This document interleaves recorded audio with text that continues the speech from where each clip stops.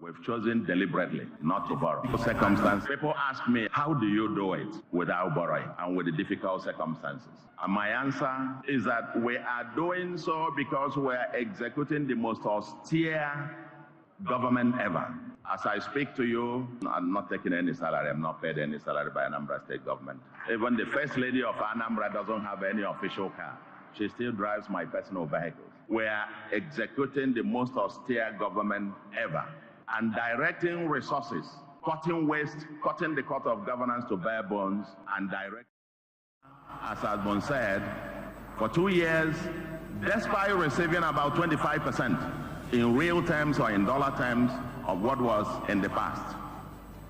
We've chosen deliberately not to borrow. And people ask me, I know my Lordship, Bishop Ezokab, has asked me this question more than 4 times. How do you do it without borrowing and with the difficult circumstances?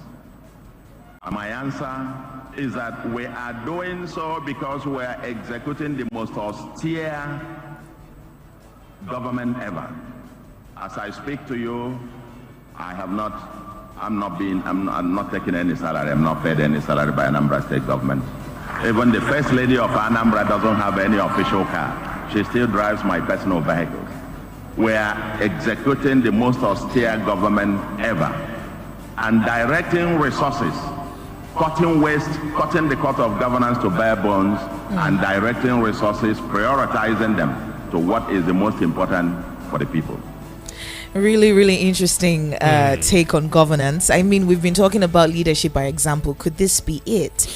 When we talk about the federal government saying they were going to come here and cut cost of governance and all that, and then when we saw them getting sworn in as the National Assembly, we saw that, immediately they had released some, I think it was 100 million or so for some sort of maybe relocation allowance and all that. We saw that play out first of all, and then we heard money for vehicles, and then we heard a couple of other things. So when you hear a governor saying this, that he doesn't even receive salaries, you begin to wonder, is this even a possibility in Nigerian politics? Yesterday, which was 17th of March 2024, made it exactly 2 years. Soludo was sworn in as the governor of Anambra State, and of course we saw the whole drama that ensued even before Soludo became the governor and everything. But he is trying to lead by example. If truly the statement he made is correct, that he has not received any salary, but I noticed something before he made that statement. He stuttered for a bit. I am not a body language coach or a professional or a specialist. Maybe we'll get a body language specialist to actually or someone who understands non-verbal communication to explain to us the stutter before he made the statement. Simeon, don't you think you're being too critical? Sometimes we need to hold our leaders accountable. It's one So thing for us to hear them say something. Will a human being not stutter naturally? Gessie, if I'm going to ask you a story, Gessie, if you told me you were the one that lifted this thing and kept it here, and if I asked you, you give me a detail of it, in exactitude, without mistake or stuttering. There could be but mistakes when you're trying to there. do cut and join, there are informations that you skip, you stutter, you have the So I'm not saying he's lying. You don't get me twisted. All I am saying is, if what he said is true, that he hasn't received any salary from Anambra State government, neither has his wife gotten any benefits, even cars from the government. It shows that he is leading by example. We all know that Soludo is not poor.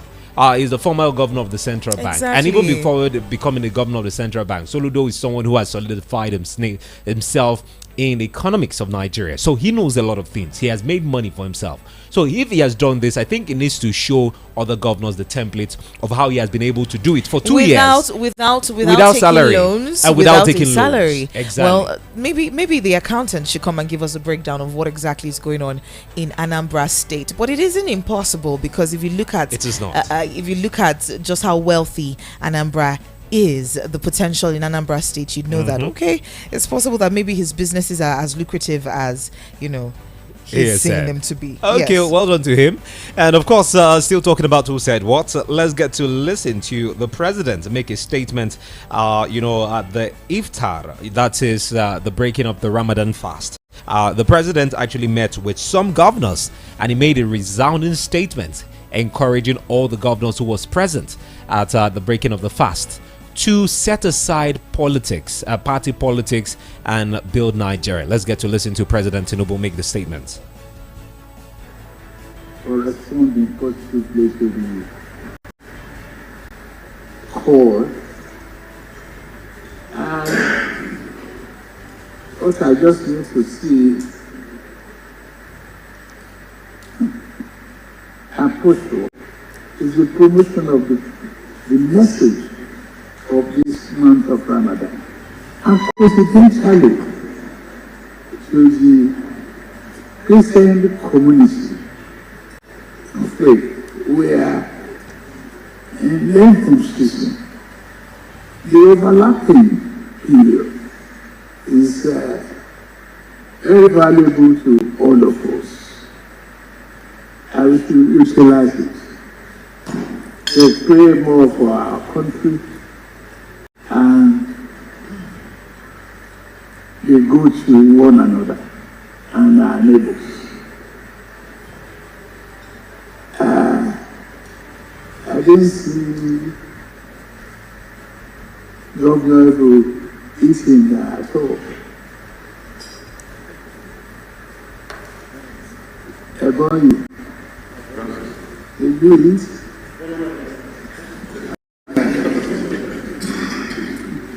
So, I was looking at you from here. I didn't see the movement of your hands.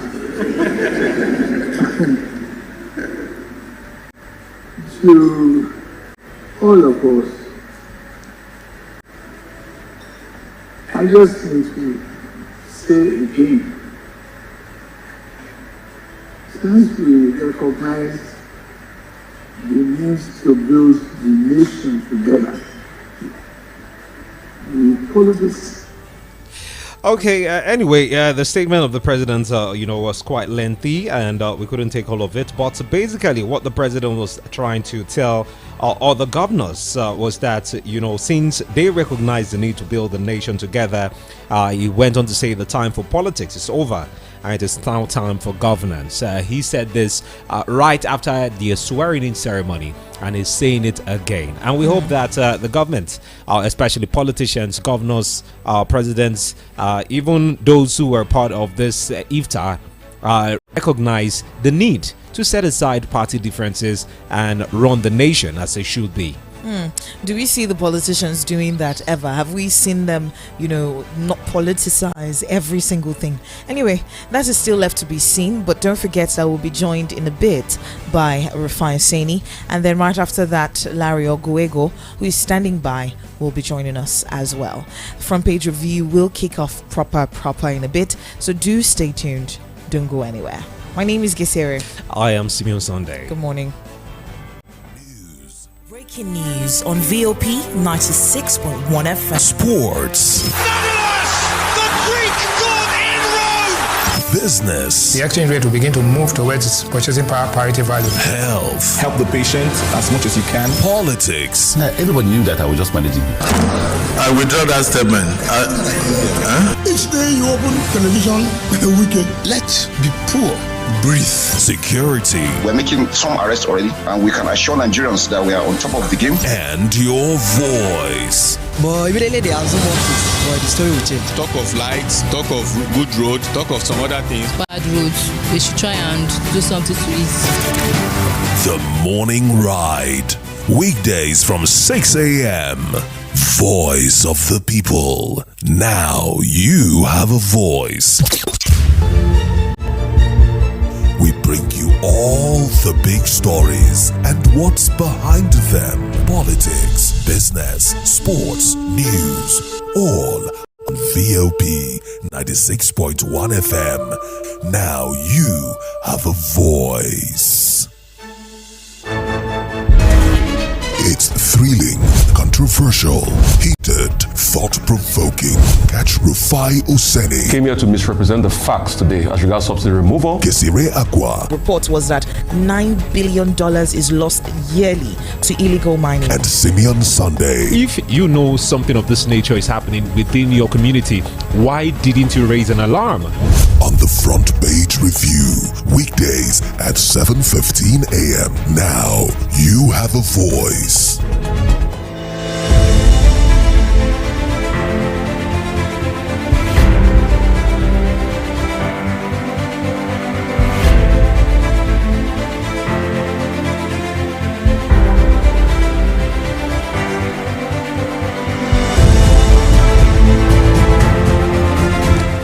Good morning to you. This is Front Page Review on Voice of the People, 96.1 FM. I am Gesiri Agua. And of course, I am Simeon Sunday. Welcome now to the Front Page Review right here on VOP 96.1 FM. And as always, we go through some of the headlines making the rounds across several newspaper platforms. And we'll be checking out, our stories from The Punch, Daily Sun, Daily Trust, as well as Nigerian Tribune, and also not forgetting other international platforms as well. I will be joined by El-Rufai Oseni in a bit, who will be fleshing out some of the headlines we'll be discussing right here on the show. And of course, Larry Gwegu joining us at the top of the hour, 8 o'clock as well. And as we try as much as possible to reach out to El-Rufai Oseni in a bit, let's take our time to congratulate Russia's Putin before we get to talk about the local stories. Are we congratulating him? What do you say? Are we congratulating him? Yes, let's congratulate him because, according to reports, he's winning by over 87%. Rufai's on the line. Good morning to you. Hello? Good morning. Morning, Simon. Morning, Gusty. How you guys doing? We're doing good. Good morning to you and welcome. How's your weekend? Well, thank God. Bless you. All right. Russia did their elections over the course of the weekend, and we saw the president, Vladimir Putin, getting 87.97% of the vote. Mr. Rufai, there's been a lot of buzz about the elections. The UK and the US are saying this is the worst election ever, but Putin is saying this is the most free, fair, and keenly contested election in Russia's history. What exactly is your take on this? I mean, I'm not surprised that Vladimir Putin has been able to do his sham elections. I mean, those were now elections where there were pretty much no opposition on the ballots, and the opposition that existed, he chose.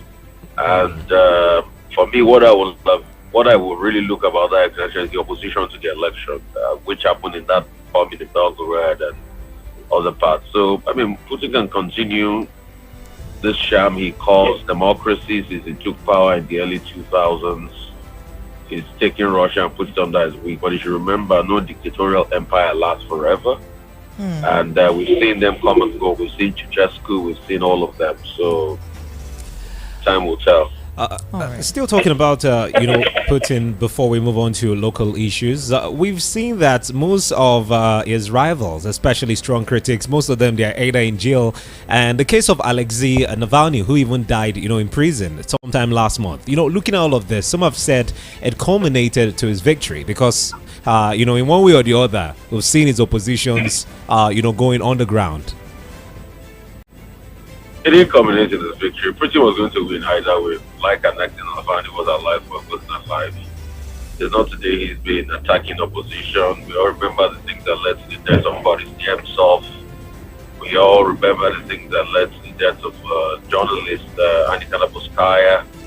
So it's not today he's been attacking his opposition. I think wherever Boris Yeltsin is in his grave now, we'll look up and say it was a very terrible, sad mistake he made to have given Putin this man to run what he was trying to make them call the modern Russia. Because since then, this ex-KGB officer just consolidated himself and killed as much people as possible. Is it from Alexander Litvinenko, which he sent Andrei Lugovoy to go kill, with polonium poisoning in the UK, or Sergei Skripal that he almost killed. I mean, once you oppose him, then you're in trouble. Or Berezovsky, that was also killed in funny circumstances. I mean, the list goes on and on. But like I said, no dictatorial empire will last forever. That's just it. Man can't live forever. He's 71 today. Let's see how it pans out. Very true. All right, let's move on to Delta State. We saw a little bit of drama play out over the course of the weekend where 16 Nigerian army personnel who were on a peace mission to Okwama community in Ugeli South LGA of Delta State were attacked and killed. And the president has now said that he has ordered the military to apprehend the killers of those 16 Nigerian army personnel who were attacked. A story is one that is really, really it's saddening at this point in time. Why would we have people attacking the soldiers who were sent there to keep the peace, right? If not that, go ahead. Okay. Okay, I guess it, guys. Let's get to the story on time. You don't have limited time because of other engagements. So just. All right. What exactly is your take on story, this issue? This Yeah. issue of Delta State? So, I mean, I'm sad as regards it. The soldiers shouldn't be killed, but also the reprisal action by the military is highly condemnable. You can't go into a community and sack a community. Do your investigation, get those that perpetrated the crime, arrest them, and let them go through the full system of the law, not the laws into your hands. So that's just it, pure and simple. I mean, the president was right. Those that perpetrated the action must be brought to justice. But also, two wrongs can be right. We even hear that the defense headquarters Twitter and they did put out a picture of the community burning. That was wrong before they deleted it. That was totally very wrong. And that's why all the human rights communities are very hard on the army. Yeah, when that didn't happen, we sympathize with the army. The dastardly killing, very one. The action of the army was uncalled for. Now they have lost sympathy of people. They have lost again on this. You have no right to go destroy the community that way. I'm sorry. And for those that were urging the army to go sack the community, you were perpetrators of the violation of fundamental human rights as well as genocide. Because homes were burnt and places were destroyed. Very, very true. But still looking at the reactions, trailing this particular act of the Nigerian army. Yes, some have actually said it is understandable why the Nigerian military had to ransack that community. But do they even have the justification to do this? Especially seeing how gory the attack was on the soldiers. Because of time, please. Okay. Let's move away from... Justification for it. I mean, I think I've said that, but there's no justification for it. Two wrong can make it right. So let's move on to another story.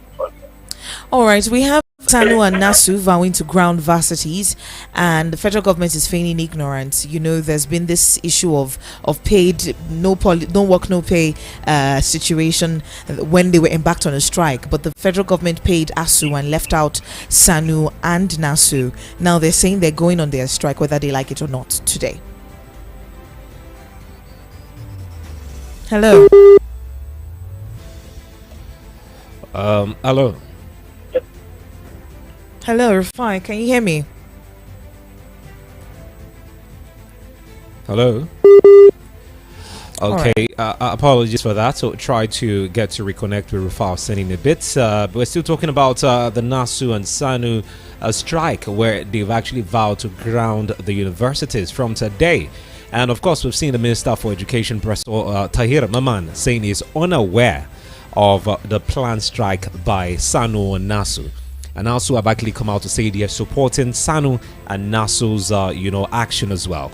Hello, Rufai, are you back? Oh, okay, he isn't back. And of course, seeing the report reported by Punch newspaper, it has been said that the federal government implemented a no work, no pay policy, and also withholding the salaries of university workers following that prolonged strike that happened in 2021 has actually culminated to them having a strike today. Welcome back, Rufai.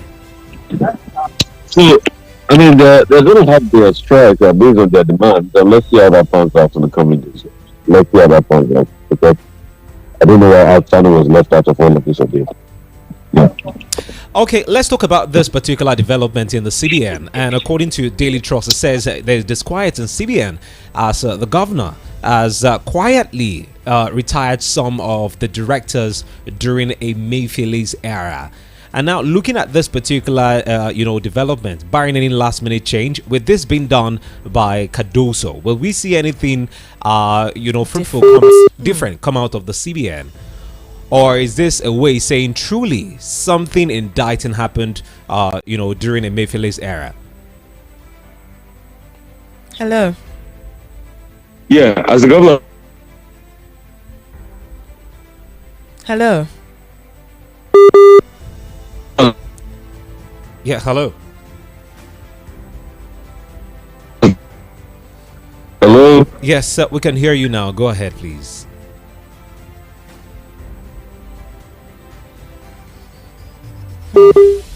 All right. Seems to be a really, really bad network issue at this point. We know that there were cable cuts on the sea, so at this point in time, we're going to be experiencing a lot of this.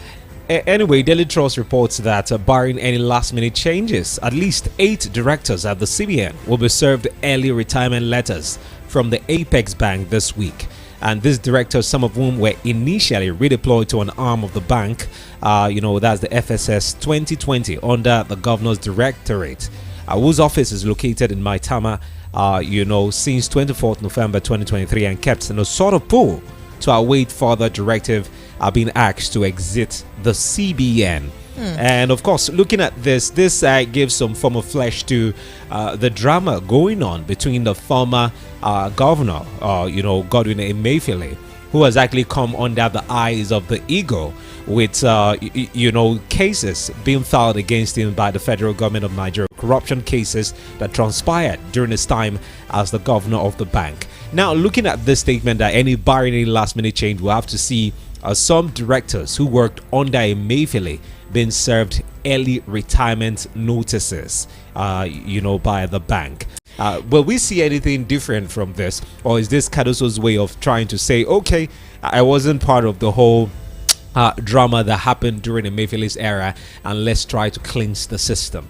Exactly. I was going to torchlight that for a minute. When it comes to issues like this, you could speculate all you want, because you're looking at the fact that currently Emefiele is embattled in a court case of misappropriations of funds and all of that.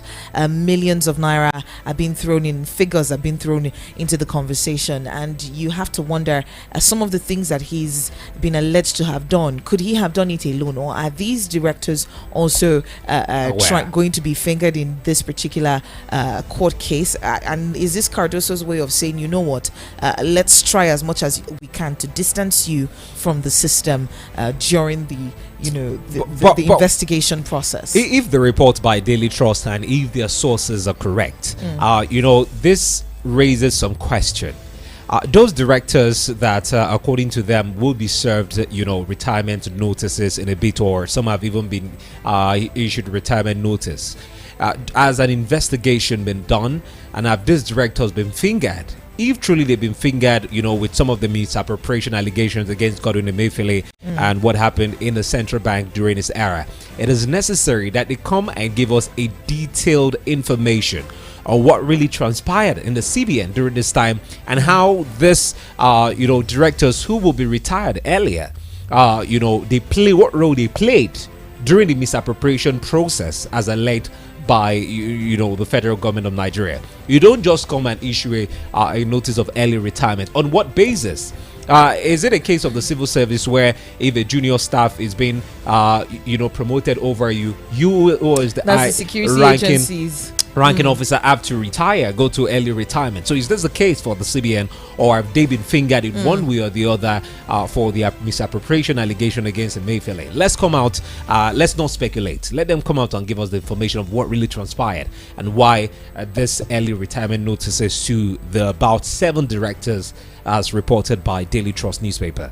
Well, we'll see how all that plays out. We'll be joined by Mr. Larry in just a bit. Let's pay some bills. We'll be back in just a moment. Don't forget, you can join the conversation on WhatsApp and phone calls. It is at 0700 010 961 961. 0700 010 961 961. We're also live on YouTube. YouTube page is Voice of the People Abuja. Just find the page, join the live stream, and also subscribe to the page. Let's go quickly, pay some bills. When we come back, we'll continue our conversation. All right, thank you so much. We'll be back in just a moment. Voice of the People, 96.1 FM.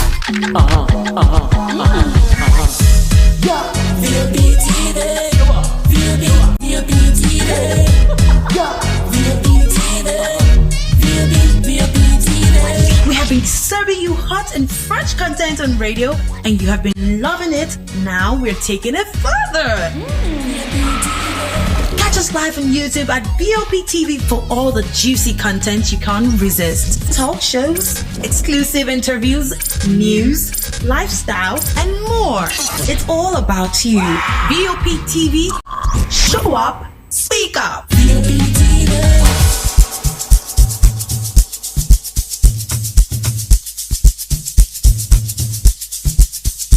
Are you aware that Iruka Online Limited installed and designed a 100,000 capacity church building? Oh yeah, we are the sole distributors of global leading brands all over the world, such as Wafday Line Array, speakers and digital amplifiers, Preseno's digital mixers and studio equipment, Coswell workstations and keyboards, Fender guitars, Mapex drums, Ashdown bass combos, just to mention but a few. We offer flexible payment plan handled by our financial department with 24/7 customer care support system. You can visit our website on www.iruka.com to avoid buying fake products. You can also visit our showroom at number 36 Lagos International Airport Road beside Golden Tulip Hotel. Iruka, never settle for less. Today's sun is so hot though. So what are you waiting for? Get the authentic taste of creamy cold berry ice cream. To order online from Gariki, call 090-8831-5907. Guarimpa 090-8831-5909. And Lugbe 090-8845-3416. Enjoy authentic cold berry ice cream. Family Live, a family-friendly program focusing on raising healthy families, dads, moms, and children. Listen to Family Live with the Family Man, Reverend Simon Asemota, Saturdays at 8 a.m. Exclusive to VOP 96.1 FM. Now you have a voice. After a long week at school, don't you want to wind down and have fun? Are you ready, kids? Aye, aye, Captain! I can't hear you! Aye, aye, Captain! Tune in to the Kids Cafe and enjoy story time, spelling bees, and poems, and win amazing prizes. Yeah, boy! Owlette! Gecko! Let's go! Kids Cafe, Saturdays at 11 a.m. on VOP 96.1 FM. It's the Kids Cafe. Come, let's have fun. I can't think of a rhyme! DJ Masks! DJ Masks! DJ Masks! Voice of the People, 96.1 FM.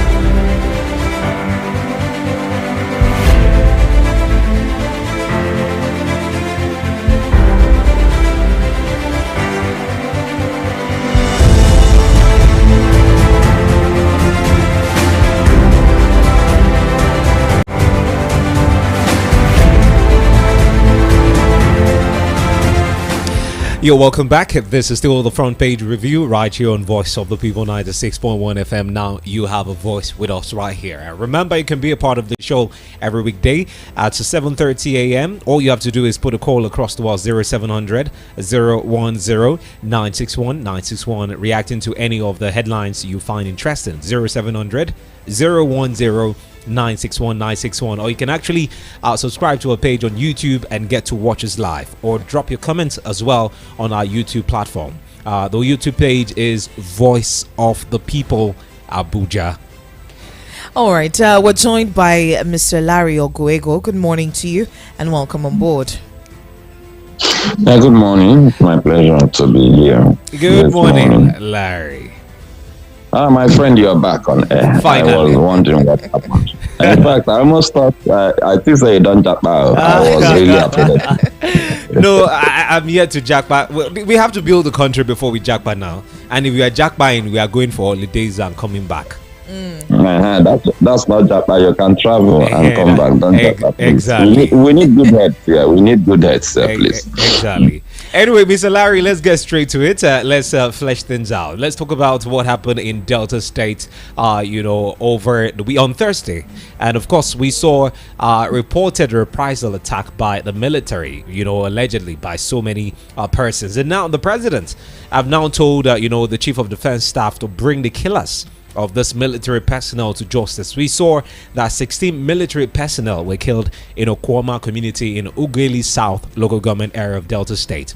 And we've seen videos online of the family of this community being ransacked, houses being torched, and some people fleeing the community. And it was reported that even the military on their official social media handle before it was deleted, showed us a glimpse into what happened, in Delta State. What do you have to say about it? It's very sad, very sad. I don't know which one to really shed tears about. First of all, we shouldn't lose 16 soldiers in that circumstance. It's sad. It's very sad. Yeah, I mean, if you know what goes into the training of a soldier, if we know what goes into equipping a soldier, we are not even talking about their weapons, which may be in the possession of the wrong persons and all of that. Then you begin to ask yourself, how did we think so low? I mean, must they attack the soldier in that circumstance? It's really sad, and that underscores how bad the proliferation of light weapons have become. For community use to be able to attack and overpower is not a joke. However, it beats my heart that the military also decided to give exactly the same measure to the community. The painful aspect is that the people who may have died or maimed in the reprisal attack were not the same people who attacked the soldiers.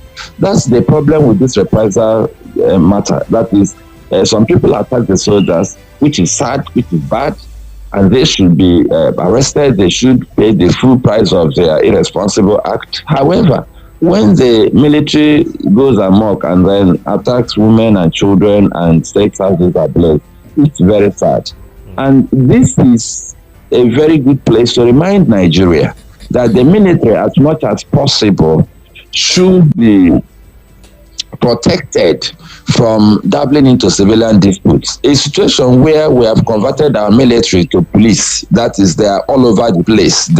People don't even have respect for the military anymore. I'm suspecting that the military also do not even understand exactly what they're doing for Nigeria now, whether they are civilian policing institution or whether they are military men. It's not really good. I think we need to find a way to strengthen the policing institutions, the civilian policing institutions, to do the work of policing, because maybe if this issue of making peace between the two communities, maybe if that process was handled differently, maybe if they didn't see soldiers who they felt maybe came to aggress them or rescue the person they abducted, maybe we wouldn't be telling this story. But it's a point for us to use to remind ourselves that we need to reserve and as much as possible preserve the military for military duties and call them in only on very rare occasions. And for me, if we're going to bring the military in for special operations, they should be trained for those special operations. That's what happens in other clans in advanced countries. If you're going to use them, for instance, for rescue operations and all of that, they must have been trained specifically for those operations. But what we see in Nigeria is that everybody does everything. So the military also stand at checkpoints,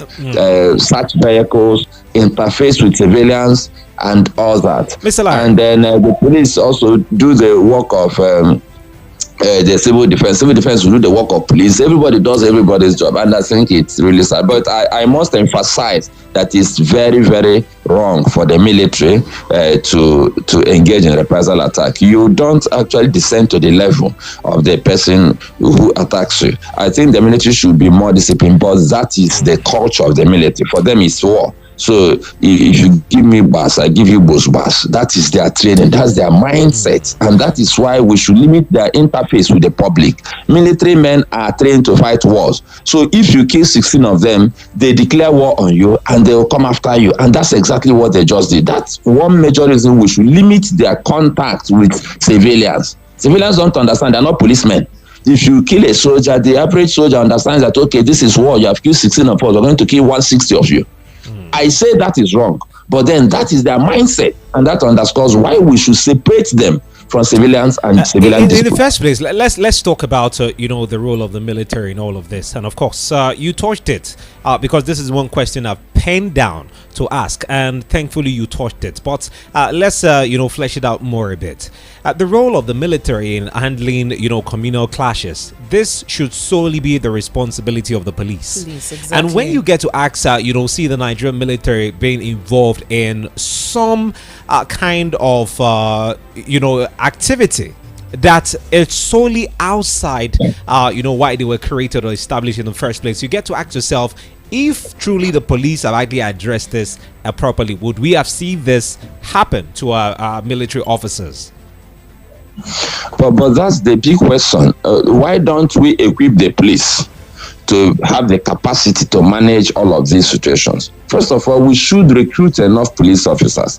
One of the promises that Mr. President made when he was campaigning was that he was going to recruit hundreds of thousands of policemen, and that he was going to also train them to be able to get the job done. And now we are talking about 10,000. We are talking about a number that is totally insignificant. And we are talking about state police, because even if you employ 100,000 for the federal police, if you have the state police, what do you do with the federal police? This is a question we are not even asking. But coming back to the clear question you asked, we should protect the military from doing the job of the police as much as possible. Then we should equip the police to be able to do their work, and we should let them do their work. We have the mobile police, that is the police mobile force.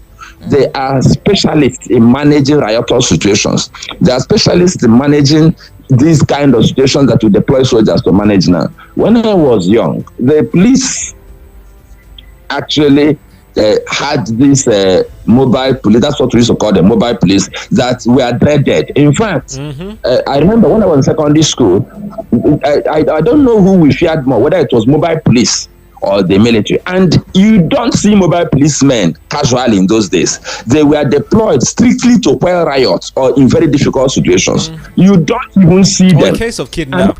Yes, that was what they handled.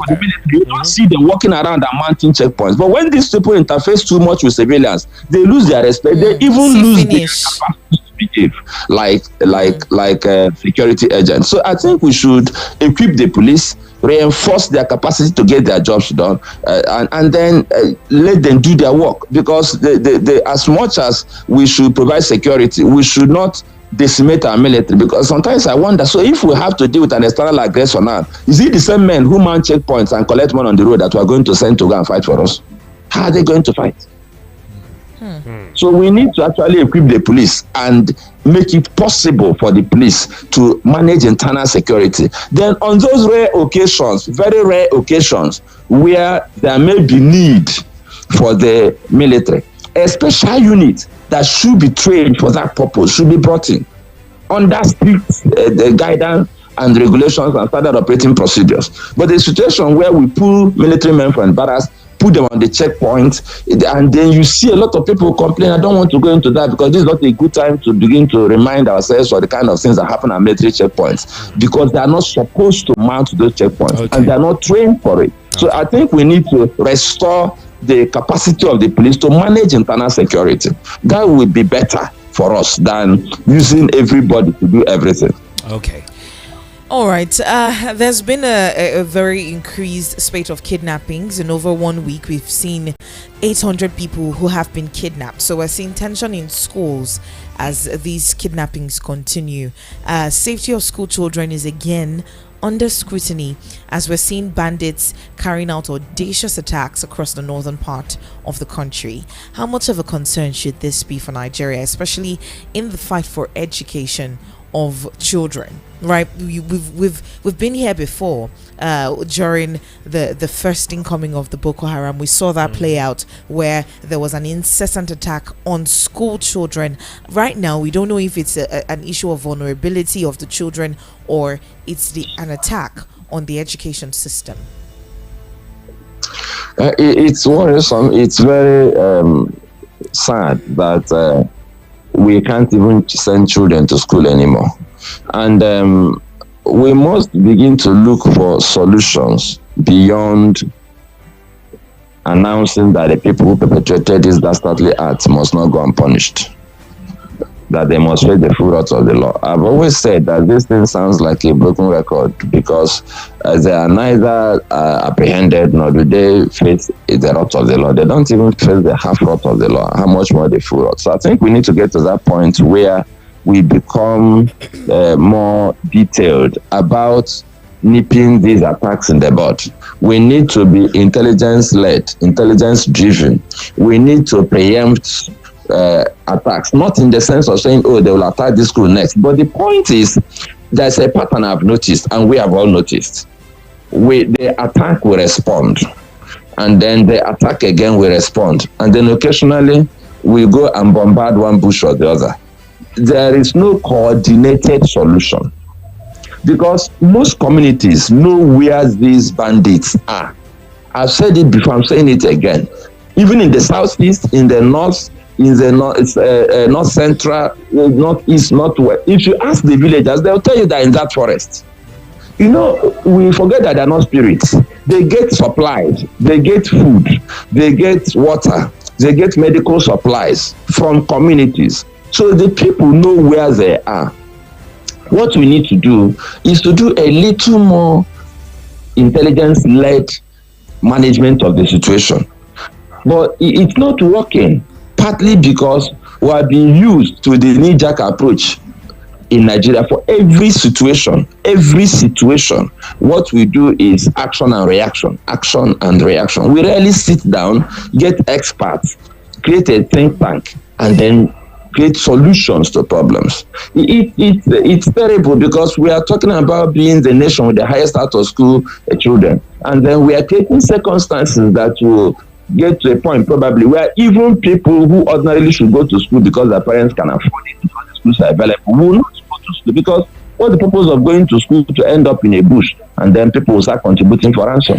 I mean, no parents will want that. And the other thing is that it will create migration because if this persists, parents will start moving towards areas that are safe for their children to go to school. Because parents who understand the value of education will not want their children to be out of school.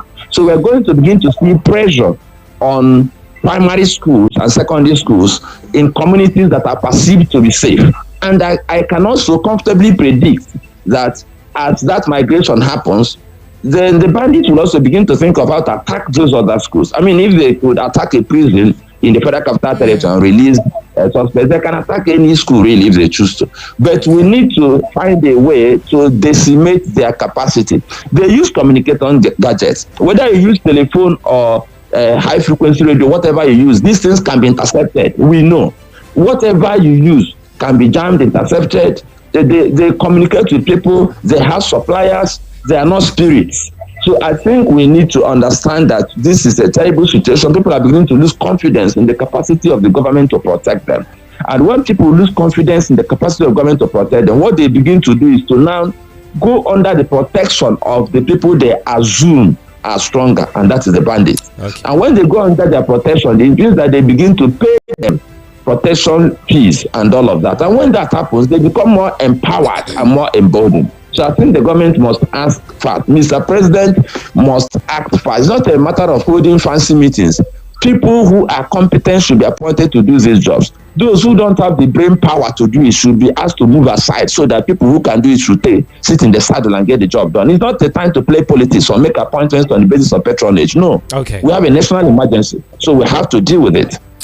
And talking about national emergencies, we saw how Nigerians, were in a rush to criticize the lawmakers after what Nigerians felt was can of worms being opened by Senator Ningi. And their, update on that particular story on Daily Trust newspaper this morning. Daily Trust says budget pardon. Nigerians angry with lawmakers. We've seen Nigerians, continuing to express displeasure at the alleged pardon of the 2024 budget.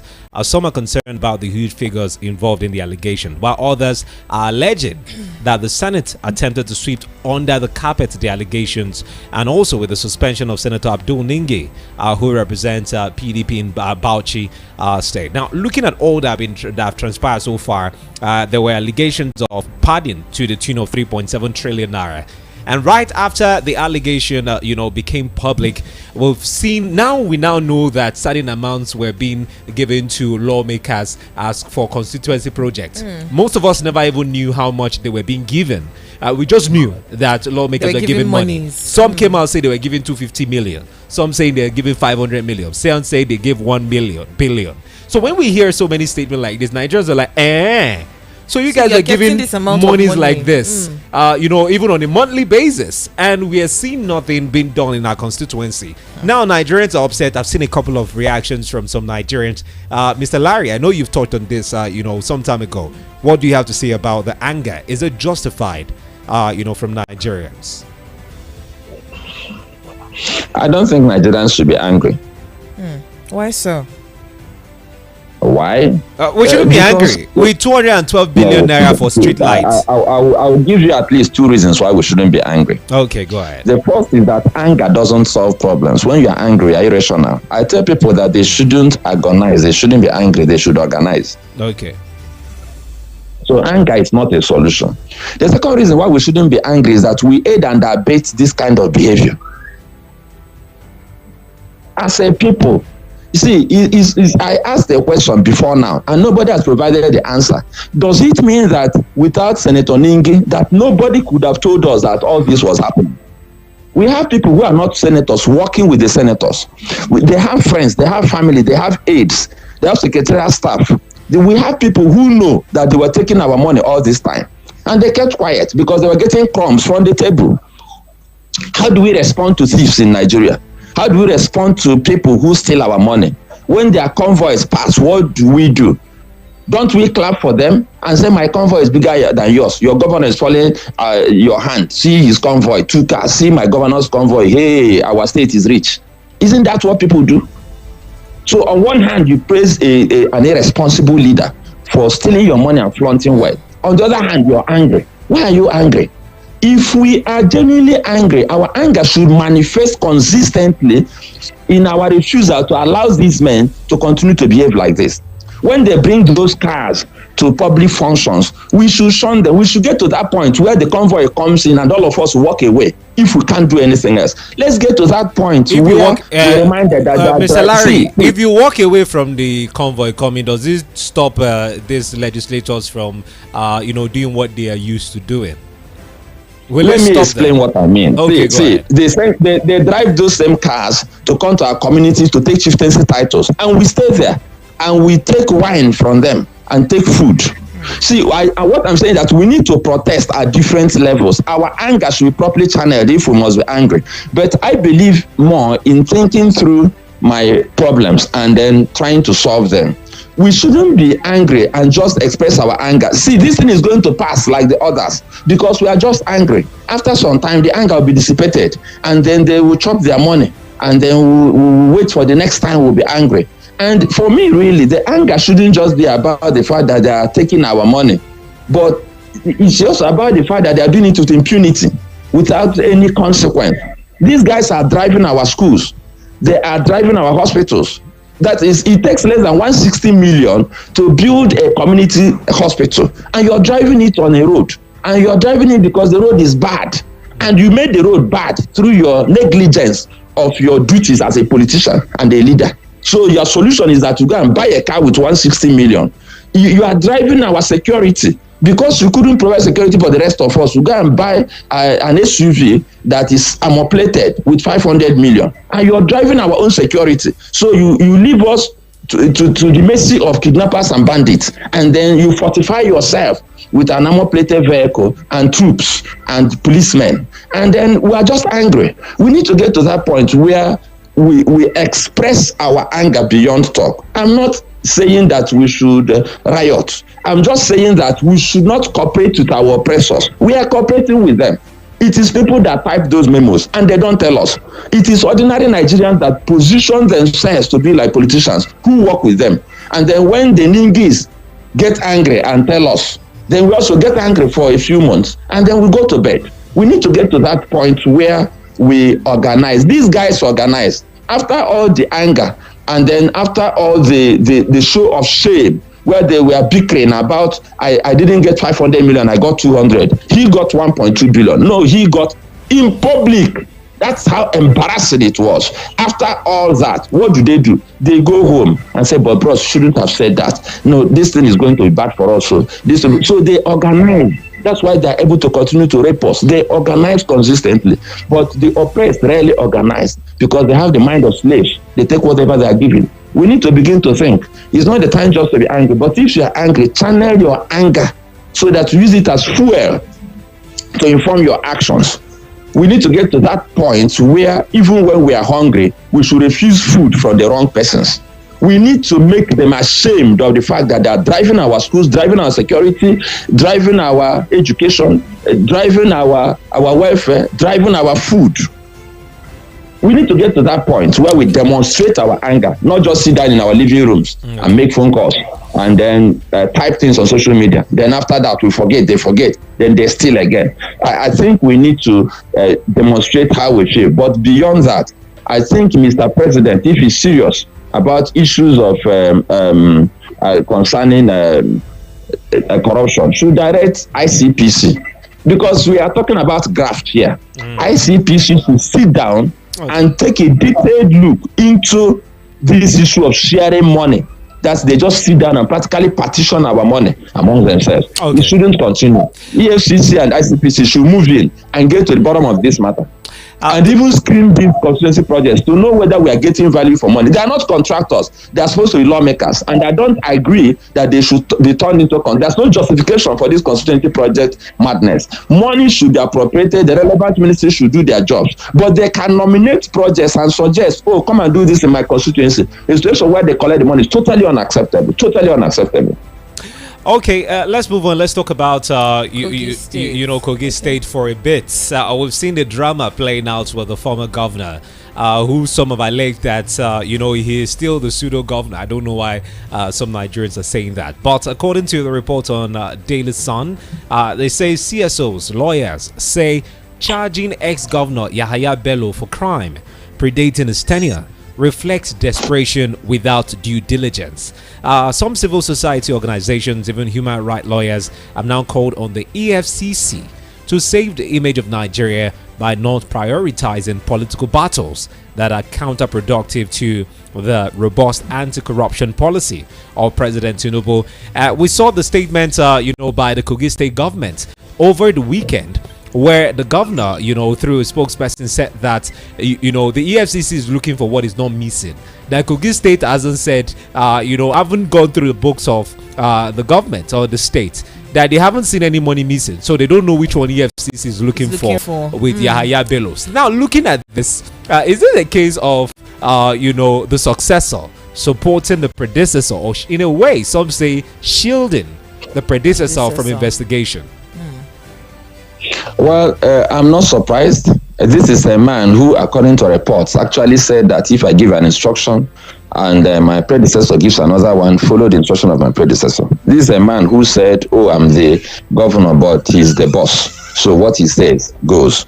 I've not seen this level of psychophancy in my life. I've not seen a situation where people ostensibly or presumably voted for a man to lead them, and the man abdicates the throne without reason and hands it over to the person who just left the throne. It doesn't make sense to me. And that is actually what is playing out here. He was handpicked by the governor. He was put on the seat. He has not hidden it that, oh, the governor is the person who still runs my state. So the governor apparently must have instructed him that you shouldn't allow them to embarrass your boss. And he's doing his job, in quotes, by reminding us that nothing is missing. But let me ask him, that is, I think so, Dodo, that is his name or something. The question becomes, do we have audited accounts of Kogi State for the past 8 years? Clearly audited accounts of the state. How many states? I mean, this is a provision of the law. The state should audit and publish its accounts. Do we have it in the states? It's not a matter of how can you declare that no money is missing? Did he do an audit himself? He's asking whether how do we know that money is missing? Why should EFCC be pursuing his SY boss or even his present boss all over the place? The question is, does he even know what Kogi State has? Did he do an audit? One would expect that if EFCC decided for whatever reason, because they must have a reason, a statutory reason, you can't just go and arrest someone, and they were discussing specific transactions, that a property was bought for 950 billion using dollars, and they were not chasing shadows. They were mentioning specific transactions, and that the nephew of the former governor was involved. What is the job of the nephew? What was the nephew doing to raise 950 billion, 950 million naira? So the EFCC actually based their action on specific incidents and reports. What the governor should do is to let EFCC work. Let the former governor come out and demonstrate that is not a part of any wrongdoing. I mean, if they say that I embezzled money, I would explain to them that I didn't embezzle any money. Tinubu alleged proofs. But a situation where you come out and you are spending government funds doing PR job and making noise about the fact that nothing is missing. How do you know nothing is missing? Did you do an audit? Were you the accountant general of the state? So were you in charge of the cash of the state? So I don't think he's in a position to make those statements. What he should do is to tell his principal to go and submit himself to due process. What we must do is to keep an eye on the process. So if that process derails, and then you have things that are not permitted by law happen, we should all say no. Because even when you are pursuing a criminal or a suspect, rather, we should realize that the law says that the person is innocent until proven guilty, and we should respect that. But the situation where you say the EFCC shouldn't even do its job is not acceptable, because the man is your boss, that nothing is missing. How do you know nothing is missing? Is there an audit? Is there even an audited report of the accounts of the state? To the best of my knowledge, there is none. So he shouldn't say there's no money that is missing, because he doesn't even know how much money Kogi State had in the past 8 years. He doesn't. All right. Thank you so much, Mr. Larry, for joining the conversation this morning. Yeah, it's my pleasure and privilege, and I pray that, like in Igbo language, there's something we say, Ozo Mezina. May it not happen again. May it not happen again that soldiers will be killed in this circumstance in Nigeria. And may it not happen again that there will be a reprisal attack where people wake up in their homes and they'll be diving into the river and they'll be running for their lives for something they do not know about. May it never happen again. Thank you, Mr. Larry. That's my pleasure and privilege. Okay, have a great morning. Anyway, we'll be having another conversation right now in a bit, but let's just quickly go on a few seconds break. When we come back, we'll be having the next conversation.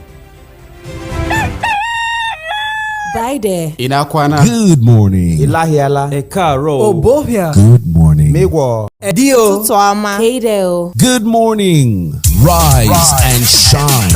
This is the morning ride. We have got an action-packed day ahead with headlines, sports, business, great conversation. Start your day right with VOP's Morning Ride. Weekdays. Good morning. Good morning.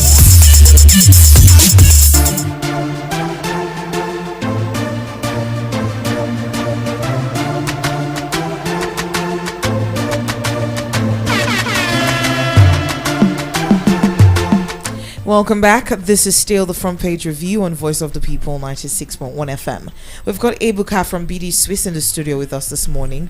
Good morning to you and welcome. Good morning. It's always good to be here. Thank you so much for having me. All right. So tell us what you have for the listeners today.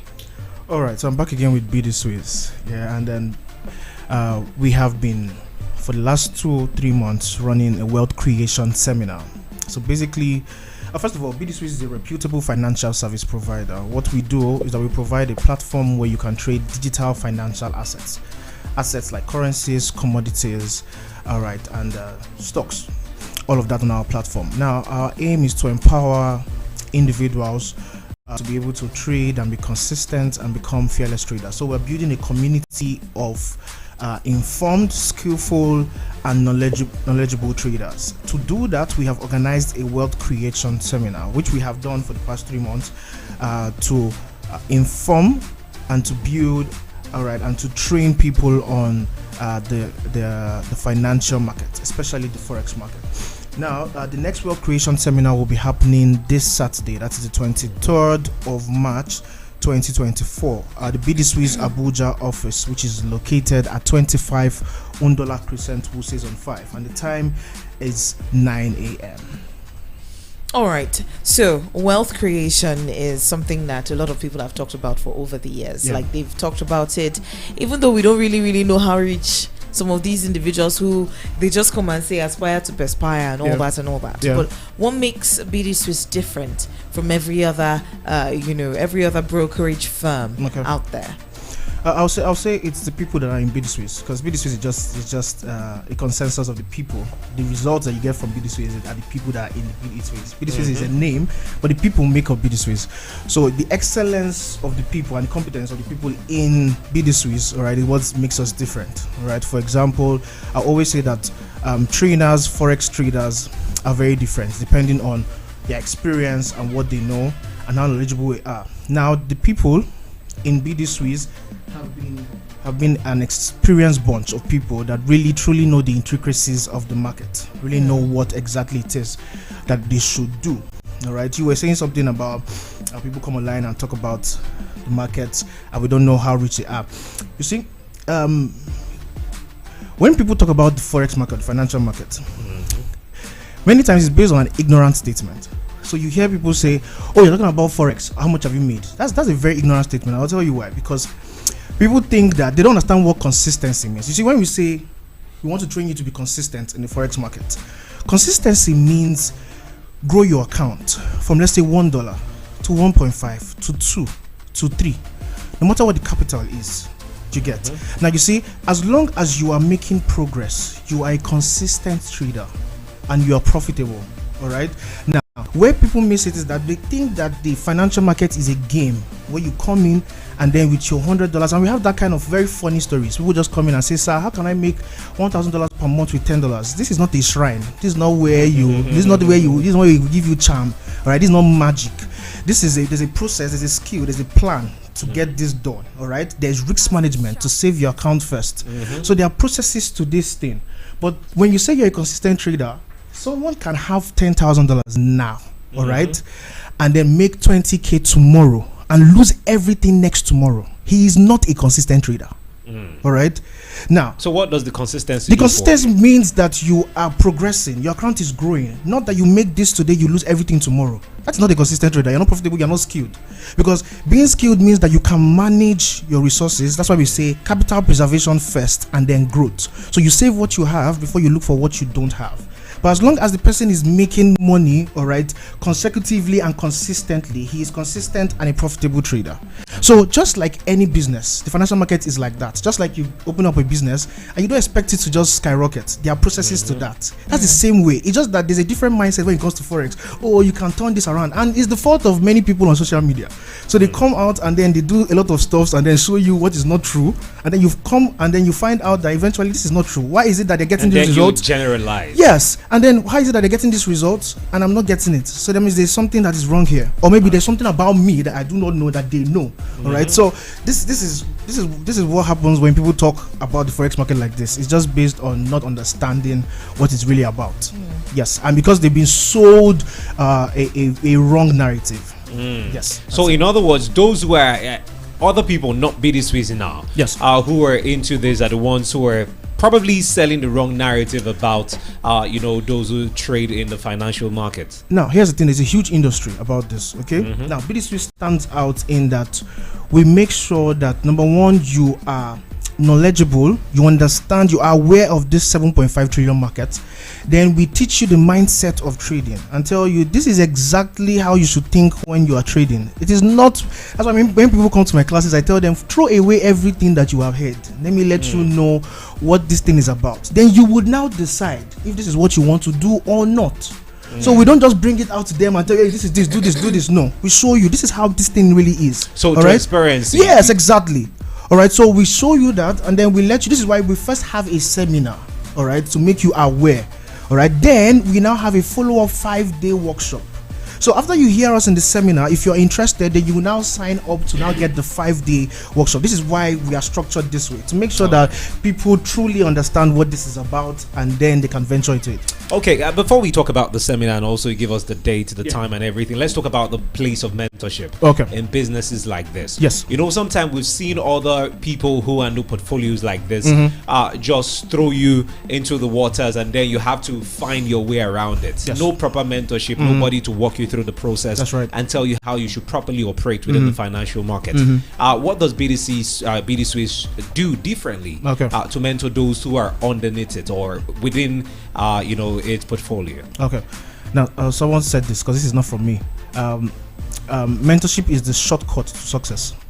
So mentorship is that you do not have to experience everything that anyone has experienced. You don't have to experience everything in life, right? You can learn from people that have experienced this so that you do not experience it. That's mentorship. And you don't have to be proxy to the person to be able to be mentored. You can be mentored from the books, from videos, all of that. Okay. Now, this is why I said this, because these are the areas we have focused on. So we have mentorship sessions. By the way, BD Swiss has analysts around the world. We have analysts in Nigeria, Ghana, South Africa, even Pakistan right now. All right, we have everywhere, so that we can reach out to people, all right, to truly understand how this works. Now, this is where we are really pushing for mentorship. So we're making sure that in every region that you are in, all right, you will have some. For example, I'm the chief market analyst for BD Swiss Nigeria. So when it comes to Nigeria, every geographical place, all right, I'm always there to make sure that I train clients. So this is the role of BD Swiss when it comes to mentorship, and this is why we do these seminars, to make sure that you are up close and personal. Okay, now let's talk about the seminar. All the right. date, when it's happening, the time, and of course the location. And if it's free, because it's necessary, yes, we know. Yes, this seminar is completely and absolutely free. All you need to do is to register to save a slot. Okay. To do that, just send your name and email address to 070 680 680.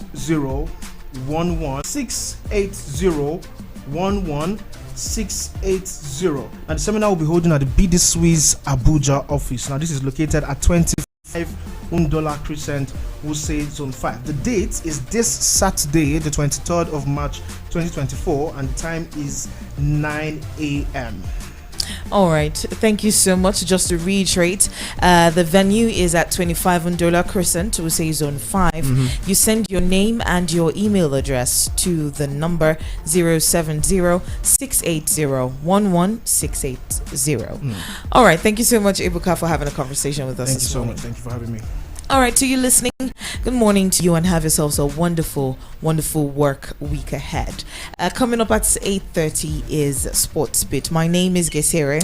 And I am Simeon Sunday. Good morning.